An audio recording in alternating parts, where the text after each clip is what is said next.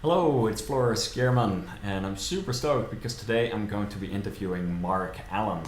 He's a six-time Hawaii Ironman world champion and he was named the greatest triathlete of all time by Triathlete magazine. In '97, Outside magazine also named him the world fittest man, so he was and definitely still is a very fit athlete. For those of you who aren't that familiar with Ironman distances, it's a swim of 2.4 miles, so 3.8 kilometers, a bike ride of 112 miles, 180k, and a marathon run, so 26.2 miles, 42.2k. And the distance of the event combined with the very hot and windy conditions make this one of the toughest single-day athletic events in the world. Mark has worked very closely with one of my other favorites, Phil Maffetone, and in this video Mark and I will dive into three different areas. We're going to talk about training your mind, training your body, and we'll also touch base about Mark's seminars, his coaching programs, and his different books. So let's jump right in. I hope you enjoy it. Perfect. Is this your office in Santa Cruz? Yeah. Right on. Yeah. That's Where, good. where are you located? I'm located in Costa Mesa, California. So Okay. we're not that far apart. Yeah. So I'm very excited, first of all, to have you on the show today. I first found out about your training approach from Dr. Phil Maffetone. And there was a podcast about heart rate monitor training, and he actually mentioned several athletes that he had worked with, including yourself. And when I first started training with heart rate monitor, I had to slow down my pace to about a 9-minute mile to stay aerobic. And what stood out to me was that at your peak you were able to run a pace of 5 minutes 20 seconds per mile at an aerobic heart rate of 155, and that honestly blew my mind, and it really motivated me to try this heart rate monitor approach. So thank you for the motivation and inspiration right there. So Well, when I started the very first time, Phil took me to the track and had me put on the heart rate monitor, and we timed a couple miles. My pace was 8:45. oh wow. There you So go. I started at almost the same point that you did when you put yours on that first time. Uh-huh. It was a shock because at the time I had been trying to go, at some point in most of my runs under 5:30 pace, 5:15, 5:10, even for a quarter mile. And that was just the mentality back in the early 80s to go hard all the time. And clearly that was going to be a shift if I was going to follow that. And it took patience, but in the end it really did become one of the main ways of training that enabled me to actually keep progressing and get faster every year all the way through my 15-year career. Yeah. And how long did that take you, like from kind of going at 8:45 minute mile? Like how fast did you see a progression there? It got faster very consistently for about 3 years, and then it kind of, the very top end speed slowed down. At some point you're not going to get any faster. Yeah. And so after about 3 years, I was pretty much at the end of the season able to run somewhere between 5:30, 5:45 miles at let's say 155 beats a minute. But what continued to change over time is that, some years I would get a little bit faster, and eventually I got down to almost a 5:20 mile at 155 beats a minute. What did change, though, is that the fall off from mile to mile became less and less over time. Yeah. So, you might do your first mile if you do that on the track at, let's say, 5:30, and then the next mile's 5:45, and then 6:10, something like that. Over time, that fall off became very small, so I could run 2 or 3 or 4 miles, and the fall off might only be 10 seconds total. So you start at 5:30. And by the third mile, you're still running like 5:35, 5:40. Yeah. And so there's different levels of fitness. There's speed, and then there's the ability to hold speed over time. Uh-huh. Well, and I honestly recognize the exact same thing as what you're saying. Like when I first started with it, I was like, my drop was pretty significantly there as well, with mile after mile, sometimes a 30-second difference. And one of my last MEF tests that I just did before I ran Boston was like a 6:12 average pace. And that was only a matter of a few seconds apart per mile over there. So That's great. it made a lot of difference for sure. So So I kind of want to jump into three different subjects in this conversation. The first is training your mind, based on one of the latest books that I've read from you. The second part is training the body, and the third part about the training program of markallen.com, markallencoaching.com, that you're currently working on. Does that sound okay to you? Yeah, perfect. Perfect, that's good. So I read your book, Fit Soul, Fit Body, and I've been absolutely fascinated by how you've approached your training in more of a holistic way. And over the years, you've worked closely together with Brand Secunda. He's a world-renowned shaman, a healer, and a teacher in Mexico. And in the book, you explain that having a fit body is very important, but then having a fit soul is also key to help reach happiness, fulfillment, and inner peace. Can you explain what is a fit soul and how can an athlete work on this in their training and racing? Yeah, that's a great question. We all know what a fit body is. Uh-huh. When you're going faster and you feel better and you're stronger, you have less body fat. Those kind of measurable markers. That means that you are gaining a fit body. But a fit soul is more what's going on in your internal landscape with your internal character. Are you focused on fear or doubt or anger or jealousy even? Or are you focused on positive qualities like, just feeling peaceful in the midst of whatever's going on? Or are you able to quiet your mind when the challenges get tough and that voice starts to go off in your head that's telling you, no, it's not worth it, I can't do it, I should have never started this sport, or whatever it is. Voice. Yeah. To be able to quiet your mind in those moments is what enables you to get past them and to move through them quicker. And that's having a fit soul. Also, having a fit soul is really starting with a real trust in life itself. A lot of times people, it's easy to set goals and feel like, okay, if I can achieve that goal, then I will be happy.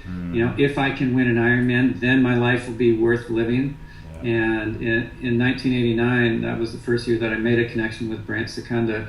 That whole dynamic really shifted around. And through studying with him, studying Huichol Indian shamanism, which is what he teaches, I saw that the real starting point is to have a true trust in life, that things are always going to work out the way they're supposed to, that it may not necessarily always be easy, but if you stay connected to that, that sense that everything really is in the right place at the right time, even if in the moment you don't understand it, then you have this amazing trusting power that enables you to work at your best level at all times, whether it's in an athletic event or in your job or dealing with relationships. And that was a key switch in how I focused. To go into an Ironman feeling like, what, I'm the luckiest guy on the planet because look what get to do today. It's not going to be easy, I know that. It will never go the way I want 100% of the time, but I have this chance to truly live and to express kind of a gratitude for being alive. And that's having a fit soul also, is having a real gratitude to have another day on this planet. I mean, even with all the problems, some days it's harder to feel that gratitude. But when I have a tough day, especially, maybe nothing seems like it's going right, I'll just stop for a second and say, okay, what's one thing that I'm really thankful for right now?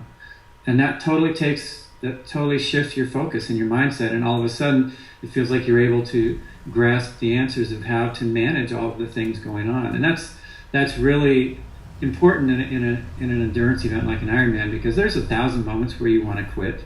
There's 1,000 moments where you feel like there's no way you're ever going to have the day that you had hoped to out there. But if you can have that trust in life, then it brings you back to a real center point that enables you to stay fully engaged in the moment at hand. And that really is where your energy needs to be in an event like that.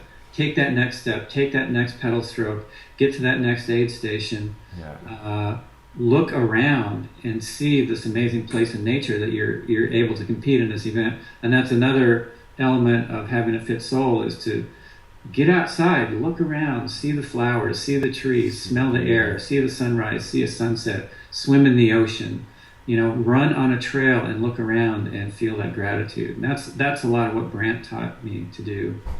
That's really good to hear for sure. And actually going on about what you were just saying, one thing that I've noticed that one of my running coaches, Jimmy Dean, actually taught me was that going into a race, even in advance, already knowing that the race is never going to be perfect. There's always going to be obstacles. And even just knowing that, like for one of my first races when I tried to run sub 3 hours, I was very nervous, I was very focused, and all of a sudden the race started 25 minutes late because the course wasn't ready yet. It was the Long Beach Marathon. And then my heart rate monitor broke, and there were all these things that could completely mess with my mind, but just knowing going into that race, like it's gonna be okay. You've trained hard for it, and now it's just a matter of executing and staying calm. Like that right there, like helped significantly. So. You know, I always tell my athletes that I coach that I said there is no perfect race, but you can race perfectly. Mm-hmm. And, you know, that's a big shift in how you approach it, and it's exactly what you were talking about. The heart rate monitor strap breaks, the race is delayed 20 minutes. Yeah. Just managing it and dealing with everything that comes up in a very calm way, as opposed to freaking out about it. Yeah. That is racing perfectly. Yeah, exactly. That's good to hear. And I'm following up on the Ironman Success, because I've already mentioned something about all the Ironman successes you've had over the years in my introduction prior to this. But from 1982 to 1988, you placed in the top 5 of the Ironman World Championship in Kona many times. And then from 89 to 95, you've won this race 6 times in total.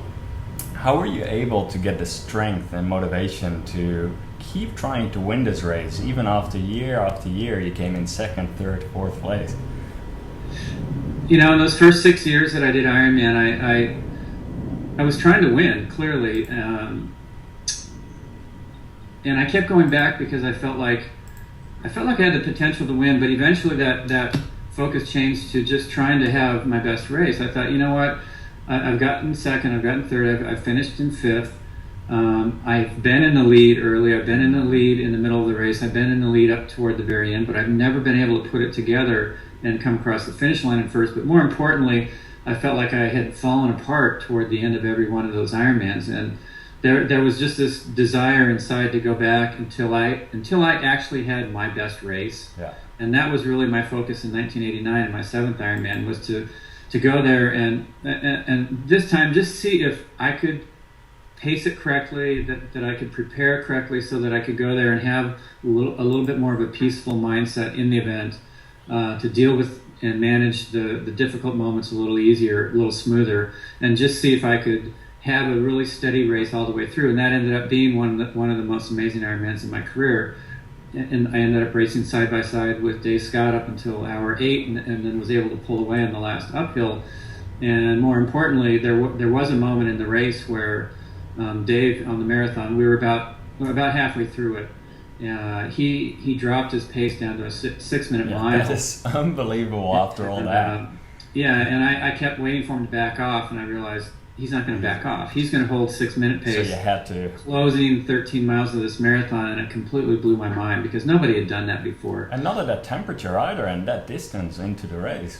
Yeah, and I finally, my mind was going nuts with stuff that wasn't helping me out, and finally it got so hard to stay with him that my mind went quiet. In the instant my mind went quiet, I remembered this image that I had seen in a magazine 2 days prior for a workshop taking place in Mexico that Brant Secunda and his adopted grandfather,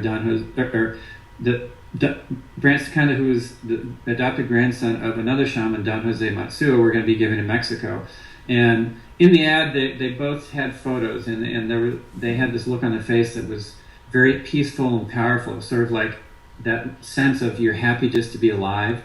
And in that moment where my mind went quiet in the middle of the marathon, Don Jose's image came back to me.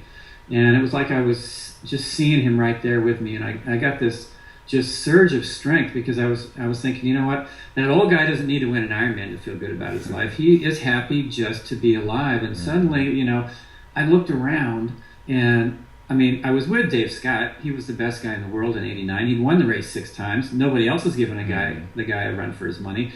There were still 13 miles to go in the marathon. Something might change. And I just started to fill up with that trust in life and that gratitude to be out there. I mean, I was looking around going, wow, this is my office. The lava fields of Kona, how amazing is that? And I just got stronger and stronger from that point forward. And then eventually, being patient, was able to pull away on that last long uphill, and it was the move that stuck, and I was able to win the first of 6 titles that year. What I was most surprised about was when I see that moment in the race around mile 24, like after you go past the aid station, and you actually see you guys are booking it, you're going really fast, and still you're able to pull away. But then if you look at the shape between the two of you, you could see that in your eyes it already seemed that you had won. Like the way you were running at that point, even though it probably would have taken every little bit that you had left in your body, still you were running very easy, it looked like. And there it might come in like the whole aerobic versus running anaerobic, that you had been like keeping some reserve for the end, that this time you did have that in you from the 6th hour, 7th hour, all the way to the 8th hour, that previously might have been missing. But that was incredible to see. Well, I guess I'm a good actor, because I did feel pretty good at that point, but I was very, very uncertain whether I was going to be able to pull it off. I started pulling away from Dave, and he's an incredible runner on the downhills. And when you get to the top of that last uphill that we were going up at that moment, there's a long downhill on the other side, and I just knew that I had to get to the top before him, otherwise he'd be able to pull away from me. And so there was that thing inside that said, I have to make the race happen right here. If I wait until we get into town, he's got it. And I got to the top of the hill. I kept running. I didn't look back. I ran as fast as I could down the hill, hoping that my legs wouldn't cramp, that my quads wouldn't cramp. And I got to the bottom, and then I looked back, and I couldn't see him. And it was at that point that I knew that I had it. I knew there was nothing that was going to happen, and there was no way he was going to catch me. So I had about a little over half a mile to really just savor it, knowing that now all I had to do was finish it up. And I came across the line, and it was this amazing feeling of relief and complete ecstatic excitement of finally having that race that I'd hoped to have, having it on what ended up being Dave Scott's best day ever in Kona.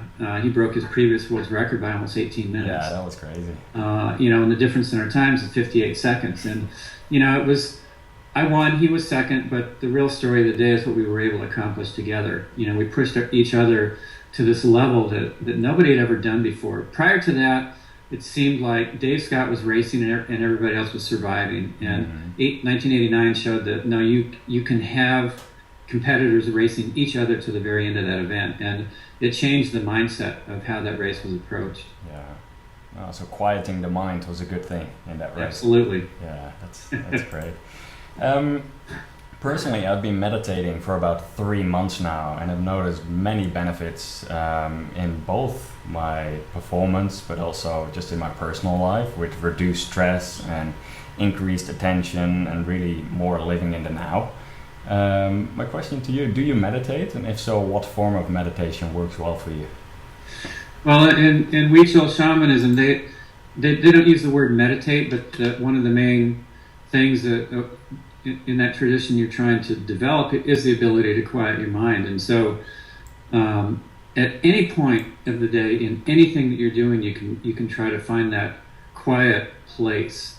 And so as an athlete, for example, any training session that I was in, when I started to get into the part of the workout where it's starting to get tough, it's starting to get long, I'm not feeling as good as I'd hoped that I would, and the little voice starts to go off in my head, that's when I would just try to pull everything back, take that one breath, okay, there's the quiet place, and then keep going again. And it just takes an instant to do it. And the more you practice it, the more that becomes the place you kind of go almost with every breath that you take. I didn't wait till the race to practice it. And a lot of athletes don't pay any attention really to what's going on with their thoughts, with their mind. And it's even one thing to be quiet, let's say, when nothing's going on. And that's sort of a starting point to learn how to be quiet. You can meditate, you can go watch a sunrise or a sunset. You can sit in the woods. You can watch the ocean. Immerse yourself in nature is the easiest way to quiet yourself. And then start to translate that sensation, that feeling, into finding that place when you're actually in motion, when you're in action. And that's the real test, to see if you can do it when you are when you're in the tough moments, when things aren't going the way you hope, when it's not ideal, when you're not sitting on your couch. And that was why I loved the Ironman, because it really was a test not only of getting your body ready, but also of if you could develop that ability to find that quiet inside and utilize it in the race. Then it's like you tapped into this energy or this life force that it just gets blocked if you're noisy, or if you're paying attention to fear, or if you're worried, or you're having too much doubt or whatever. Yeah. No, I can totally see that. So let me see. Then kind of going more towards the training your body part. So you came from a background with swimming, with a lot of heavy workouts, and that's kind of how you initially approached triathlon training as well, with all your training at a very high heart rate. Can you explain how you used to train and how this changed once you started working with Dr. Phil Maffetone around 1984? Yeah, I started racing in 1982. I was 24. I'd been out of college for 2 years, and I had a swimming background. I swam from the time I was 10 all the way till I graduated university. Okay. And back in the 70s and 80s, the coaches just had us do hard all the time. There was no aerobic easy stuff. It was just throw us in the pool, dream up the toughest workout you could. Get to work.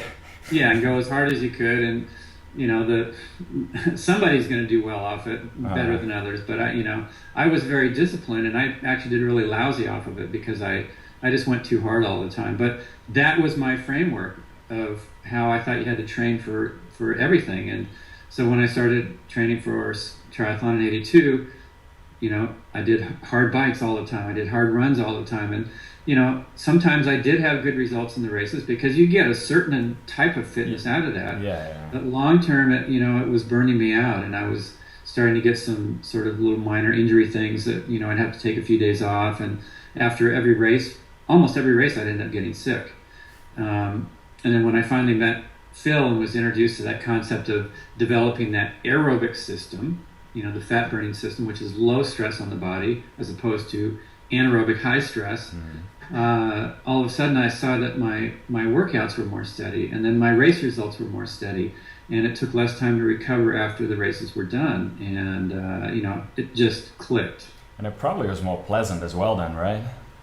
Yeah, it was definitely pleasant, and in the beginning I thought, I don't know if this is working, because I'm not, when I would get back from a lot of the workouts that in the past I'd be completely trashed, I actually got back and felt good. Yeah. And that was a shift in paradigm, a shift in mindset, to realize that you can come back from a workout and actually feel better than when you left. Mm-hmm. Yeah, that's definitely, that was one of the biggest differences as well. Even though the first few months, I have to say, the whole patience thing was pretty tricky for me, where some of my other buddies that I would run with, they would run way faster than I would, and I would have to slow down because my heart alarm would be going off. And over time, as you become faster at your aerobic pace, it definitely got easier. So yeah, with the guys I trained with at the time, like on the bike, every hill they'd pull away, and then I'd catch them on the downhills, and then they'd pull away on the next uphills, and they go, "You're no fun to train with anymore." Yeah. And it definitely took patience, and especially running, since it's weight bearing, your perceived effort at an aerobic heart rate, if you don't have a well developed aerobic system, that pace can seem really, really slow. Perceived effort can seem really, really slow, but physiologically you're stimulating the development of that fat burning aerobic engine, and the bigger that is, the better you're going to do in an endurance event. And physiologically, any event that's over 4 minutes is technically endurance. Mm-hmm. So if your Ironman is going to take you less than 4 minutes, then you don't need to worry about developing your aerobic system. But obviously, for a triathlete, a runner, a cyclist, swimmer, well, not swimmers necessarily, but that aerobic system is what really that's what determines the size of your athletic engine. And then when you fine tune it with the speed work, which you definitely have to do if you're going to race well, then you get these incredible results. Yeah. So that's kind of my question, like my next question, because I've read Phil Mafetone's books, I've spoken to him, I'm now talking to you after also reading your materials. Mm-hmm. There's a lot of similarities, but I also noticed a few differences where Phil was saying kind of a 3 to 6 month base building period. And then he said eventually if you slow down in your progress, you add 1 to 2 times a week interval training of 15 to 30 minutes, only for about 3 to 4 weeks, and then you go back to aerobic again. And then when I was looking at your advanced training programs over there, I saw kind of a 6 to 12 week building period. And then it was still like almost every week, like 2 times a week speed work. When an athlete is healthy and fit, is 2 times a week speed work, is that still good to help improve the body, or do some people already struggle with 2 times a week speed work, just that it's too much for their body? It depends on your overall life stress. People who are younger can handle more speed work than people who are older. They can absorb it. People who are younger can handle more weeks in a row of speed work than somebody who's older. So, and the reverse is true when it comes to developing your aerobic system. So somebody who's 20, 22, 24, they might sort of plateau aerobically in, I don't know, maybe 1 or 2 months. But then they can manage speed work once or twice a week for 6, 8, 10, 12 weeks and still continue to absorb it. Somebody who's older, if they're training aerobically, they might see that they are continuing to get faster and faster for 3, 4, 5 months without any kind of speed work, and then they'll plateau, and then they add in the speed work, but they might see that they can only absorb that for 3 or 4, maybe 5 weeks. So it's part of it's age dependent. And at Mark Allen Coaching, I take that into consideration. So I don't give somebody who's 60 the same number of speed works. Same number of weeks of speed that I would somebody who's, let's say, 20. Yeah. No, that's really good. Like that, it's all individualized that way. Yeah. Sure. And then one thing, talking about getting older over time. One thing that you mentioned, that when you turned 33, you started noticing some of your strength in your muscles kind of becoming a little weaker. So you started going to the gym to preserve muscle strength and to maximize your agility and your power. And to be honest with you, like I've been running 40 to 80 miles a week for about the past 2 years, and I haven't done much strength training at all outside of just some hill repeats. And I know that there's several other guys that I run with who don't do much strength training at all. What are your recommendations to implement this into someone's training schedule? Like how many days a week do you think works best? Or are you more into the heavy weights with only a few reps, or more like doing a lot of reps with lighter weights? I'm curious to hear your thought about strength training. Yeah, I mean, like you said, I started implementing strength training about the time I was around 33, because I saw that it didn't matter how much I swam, biked, or ran, that I just didn't have the same snap and strength that I had in prior years. And so I knew that, okay, now it's time. I have to add that back. I have to add that in if I'm going to continue to keep building my performances. And the program that I suggest for people who are endurance athletes is, 2 days a week, doing a program that works basically all of the main muscle groups in the body. You can do that in 30 to 45 minutes. It doesn't have to be long. I think it's good to do slightly lower number of reps than a higher amount. If you do over 15 reps in a set, you're generally having to lighten up the weight to the point where, if you do 20 or 30 reps in a set, it doesn't give you the same strength response that you get if you do a set of 8, 10, 12, 15 reps with a weight that challenges you by the end of that set. And if you go more than that, you lighten the weight up, and then it starts to become more of an endurance stimulation than a strength stimulation. And, runners, cyclists, swimmers, we're already doing enough endurance work. We don't need that when we get in the gym. Yep. So I think anybody who's over about 35, and everybody could benefit from 2 days a week. but especially when you hit your mid-30s and going forward from there, without strength training, I just don't think there's any way you can truly maximize your performance without it. Yeah. No, it's definitely something that I'm going to be working on myself as well, for sure. Yeah. So then one question about Speedwork, just because you mentioned that's a very important part as well. Like, what are some of your favorite Speedwork out there for swimming, for like riding your bike, and for running? Like for me personally, for running, like 400s and 800s, I think are good. But I'm very curious to hear what your thoughts are. Yeah, when I raced, one of the main track workouts I did was 8x400, and with a half jog lap in between each 400. And people would say, "Well, that's not very much." And I go, "Yeah, I know, but if you do it right, it's a very intense workout, and it works that whole range of anaerobic." There's a bunch of different ranges within anaerobic. It's not just all lumped into one thing. There's kind of like a lower, middle, upper part of your physiology that gets worked, and 400s will do that, because you start out and the first 400 you might not be able to get your heart rate up so high, but each one, as you progress and you keep getting faster and push it a little bit more, you can approach your max heart rate on that last one. Anyway, but there's no magic formula for what's like the most ideal for cycling or running or swimming. When somebody's doing anaerobic work, I recommend that they don't do much more than 15 to 30 minutes total of hard stuff. Yeah. So the workout might take you an hour and a half, but the amount that you're actually going anaerobic, going above your max aerobic heart rate, shouldn't really exceed much more than 15 to 30 minutes. So it's the warm up, it's the cool down, the time in between. Yeah. And you can do longer stuff that's not quite as intense, but still anaerobic, sort of more like a traditional tempo style workout that's moderately anaerobic, and that'll really help develop that sustainable speed that you need in a race. And then you need to also do true speed workout, where at the end of the main set you really are starting to approach your max heart rate. Running, you have to get a little bit higher to get the same results than you do cycling, and then cycling a little bit higher than you do swimming. But that's kind of the general theme of how I like to structure it. Yeah, that's very good info to know. So, then, like most athletes, they have got a very busy personal and work life, and occasionally they have to miss a workout. I read that about 20 minutes of aerobic activity a day already helps keep all of the fat-burning psychology ignited.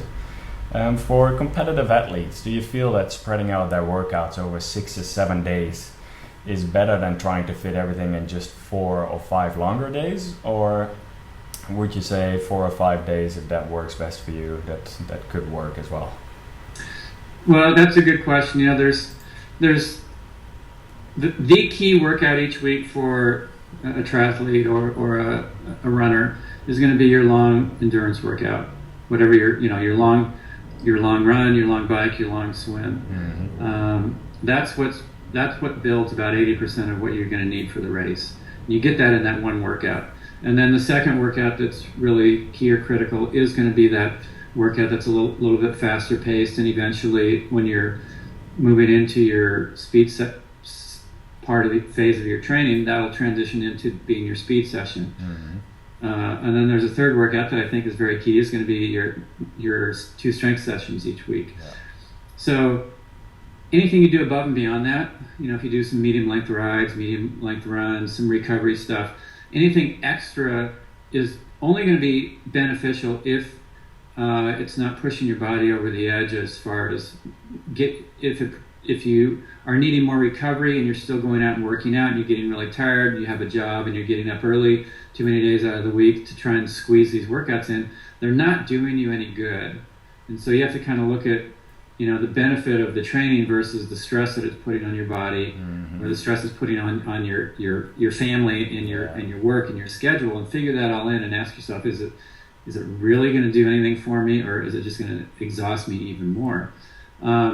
And then the second thing I like to have people kind of keep in mind is that, let's say you do 2 swims, 2 bikes, and 2 runs in a week. Mm-hmm. It's good to sort of spread them out so that you only have 2 days off of training between any 2 workouts in a sport. So let's say you swim on Monday. You take Tuesday, Wednesday off. It's good to also swim again then on Thursday if you can. Once you take 3 days off in a sport, your fitness starts to drop a little bit.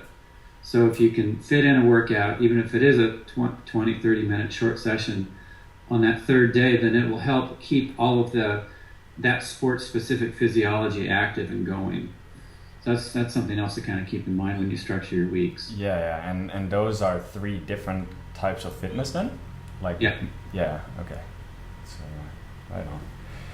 Then I just want to jump into the third subject, and that would really be what you're currently working on, because that's very exciting as well. You're currently coaching a variety of athletes from beginners to pros. Can you explain how you work together with your athlete through your coaching training program on markallencoaching.com? Yeah, people, they go online, they answer questions about their current fitness, their past training history, their age, the main goal race that they have coming up in the next, 10 to 20 weeks, something like that. Mm-hmm. And then they put down the days that they want to do their key workouts and the number of workouts a week that they'd like to do. And then I have a back-end software that generates training plans based around all that information. And it's really good because, if you look at, people say, well, it's not that customized. And I go, it is very customized because there's no template. There's no there's no schedule that they're getting shoved into that's the closest thing to what they've input. They actually get it based on what they want. They want to do their long run on Friday, they're going to get that. They need Thursdays off, they're going to get that, whatever it is. And most coaches end up cutting and pasting anyway. There are certain things that you just kind of have to do to get fit. And, so there's going to be similarities, obviously, between the different programs for people, but it's customized for them. And then they get unlimited email support. And so anytime, somebody has questions, they email me, and then I get right back to them with my thoughts on what's going on. That's good. And they can move their days around and stuff as well? Yeah, you can move things around. I retooled all the programming over the past year, and it's finally working pretty well now. And we have plans for a lot of features that are going to be they're going to be implemented in there for the clients over the next 6 months or so to make it really something that nobody else has. So perfect. I'll just leave it at that. Yeah, no, I definitely have to keep an eye on that. That's exciting. Yeah. Where can people find out more about you and your work and your videos and books? Yeah, great question. Thank you. The coaching is at markallencoaching.com. If you're interested in more about the Fit Soul Fit Body, you can go to fitsoulfitbody.com, and there's information about the book that Brant and I wrote together, and also upcoming workshops that we have. Mm-hmm. And you can also email us there anytime if you have any questions about the content in that book. There's also a new book that I came out with just about a year ago called The Art of Competition. Yeah, can you explain a little bit about that? Because I saw the combination of quotes and photography from nature. Yeah, the backbone of the book are 90 quotes that I wrote that bring a real thought-provoking look at competing and personal challenge and overcoming obstacles and achieving personal excellence. And each one of those photos is paired, or each one of those quotes is paired with a photo from nature. Mm-hmm. And I did that just to give people more of that sort of Fit Soul Fit Body feel to the content within the book. And then there are 6 chapters that I wrote on things like change and fear and what do you do when you get stuck, and then the final chapter is called Art, and it describes my bookend Ironman victories, my first in 1989 and my last in 1995, and how I was able to change something that could be just an athletic event into something that I truly feel is kind of like art. And art is really when you go to that point of personal perfection, whatever level it is. Mm-hmm. So they can see that book on art-of-competition.com. And I have 2 versions. One's the standard edition. It's hardback. It's a coffee table book. And then there's a limited edition that's available. There's only 600 copies in print. They're all signed and numbered, and there's a bonus 48-page section in the back where I expand on 24 of the different quotes in the main body of the book, and that comes in a boxed sleeve. It's pretty cool. It's a collector's piece. That's awesome. I'll put a link to that, all those materials in the show notes as well. So, great, thank you. Then do you have any parting advice for athletes looking to improve their performance? Any last advice on your mind? The best advice I can give is be patient.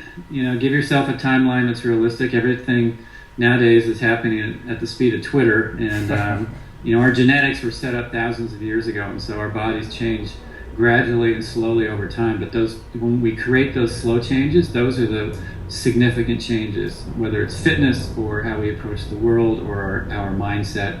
And so, be patient, enjoy the process, hook into a community of people who are trying to focus on the same things you are. It's great to do this kind of work, training and changing yourself with other people. Yeah. And if you need help, reach out. There's a lot of people out there who have gone through the same things that you're trying to attempt to do and who can guide you. And that's kind of what I like to do. I know that's what Brant does in his work at shamanism.com.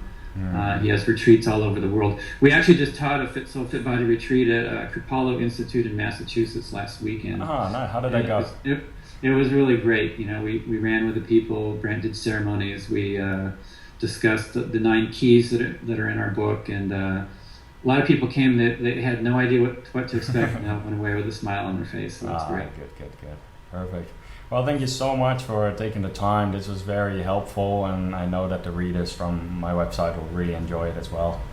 I wish you all the best with the coaching programs and the training. Great, thanks for having me on. I appreciate it. Okay, thank you so much.